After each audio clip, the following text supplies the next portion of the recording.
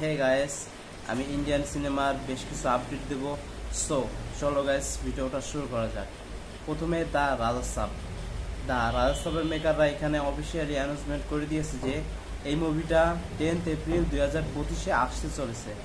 কিন্তু কোনো একটা কারণে এই মুভিটা এই রিলিজ ডেট থেকে ঢিলে হয়ে যায়। মাঝে শোনা গিয়েছিল যে এই মুভিটা নাকি সেপ্টেম্বর কিংবা অক্টোবরের মান্থে আসতে চলেছে, কিন্তু মেকাররা এখানে অফিসিয়ালি অ্যানাউন্সমেন্ট না করার কারণে এই রিলিজ ডেট থেকেও ঢিলে হয়ে যায়। আর এখন শোনা যাচ্ছে যে এই মুভিটা নাকি 5 ডিসেম্বর 2025-এ আসতে চলেছে। আর এই মুভিটা মেকাররা সোলো রিলিজ দিতে চাচ্ছে। কোনো মুভির সাথে মেকাররা এই মুভিটাকে ক্ল্যাশ করতে চাচ্ছে না। এর অন্যতম কারণ হচ্ছে এই মুভিটা একটা হরর কমেডি জনরার মুভি হতে চলেছে। আর হরর কমেডি জনরার মুভিগুলো কেবল বক্স অফিসে ভালো নাম্বার ক্রিয়েট করতে পারছে, যেমন শয়তান, মুনজিয়া, স্ত্রী 2। এই মুভিগুলো যেমন বক্স অফিসে ভালো একটা নাম্বার ক্রিয়েট করছে, তেমন দ্য রাজা সাবের মেকাররাও চাচ্ছে এই মুভিটা যেন একটা ভালো নাম্বার ক্রিয়েট করতে পারে। আর এই মুভির টিজার সম্বন্ধে জানা গেছে যে এই মুভির টিজার জুনের ফার্স্ট উইক কিংবা সেকেন্ড উইকে আসতে চলেছে। সো যারা প্রবাসের ফ্যান আছো, রাজা সাহেবের ফ্যান আছো, তারা তৈরি হয়ে যাও, কারণ রাজা সাহেবের টিজার আসতে চলেছে। আর এই টিজারের মধ্যেই আমরা হয়তোবা এই মুভি রিলিজ ডেট সম্বন্ধে জানতে পারবো। Next, Ramayana part 1। আমরা সকলেই জানি যে রামায়ণা পার্ট 1-এ রাবণের চরিত্রে ইয়াশকে দেখা যাবে। আর ইয়াশের রিসেন্ট টাইমে কয়েকটা ফটো আমাদের কাছে এসেছে। এই ফটোর সামনে হলিউডের স্ট্যান্ড কোরিওরেটর কায়েন ওরিসকে দেখা গিয়েছে। আর ইয়াশ টক্সিকে যে পেরির সাথে কাজ করছে।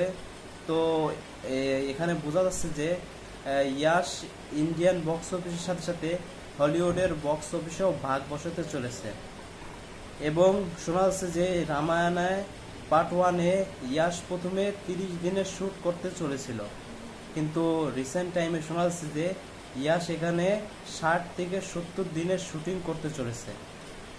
সো ভাই, এই যারা রকিং স্টার ইয়াশের ফ্যান আছো, তারা প্লিজ কমেন্টে জানাও যে এই মুভিটা বক্স অফিসে কত নাম্বার ক্রিয়েট করতে চলেছে।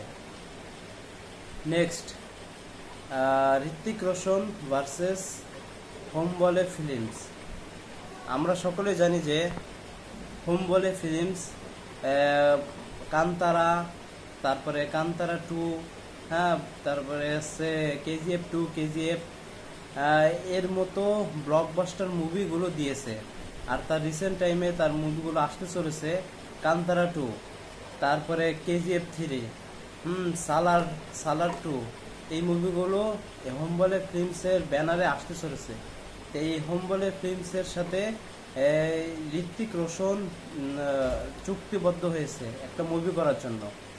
আর এই মুভির ডিরেক্টর কে হবে এই সম্বন্ধে আপাতত জানা যায়নি, কিন্তু আমি মনে করি যে এই মুভির ডিরেক্টর যদি প্রশান্ত নীল হয় তো ভাই বাওয়াল বেঁধে যাবে, সত্যি আগুন লেগে যাবে। কারণ ঋত্বিককে বলিউডের যেই কয়টা ডিরেক্টর আছে একদম সেইভাবে প্রেজেন্ট করতে পারেই নাই।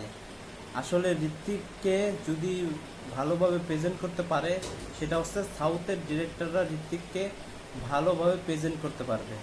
আর যদি বাই চান্স এই মুভিটা যদি প্রশান্ত নীল এর মুভির ডিরেক্টর হয়, তো ভাই বুঝে নিও যে এই মুভিটা ঋত্বিকের ক্যারিয়ারের সেরা একটা মুভি হতে চলেছে।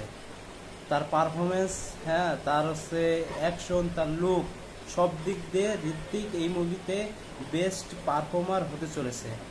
আর এটা যদি সালার 2 কিংবা KGF 3-এর সাথে কানেকশন হয় এই মুভিটার, তো ভাই তো বলাই লাগবে না, বক্স অফিসে এই মুভিটা 2000 কোটি পার করতে চলেছে। সো গাইজ, ভিডিওটা ভালো লাগলে প্লিজ লাইক, কমেন্ট, শেয়ার এবং সাবস্ক্রাইব করে দিও। আর আমার চ্যানেলে নতুন হয়ে থাকলে চ্যানেলটা প্লিজ সাবস্ক্রাইব করে দিও।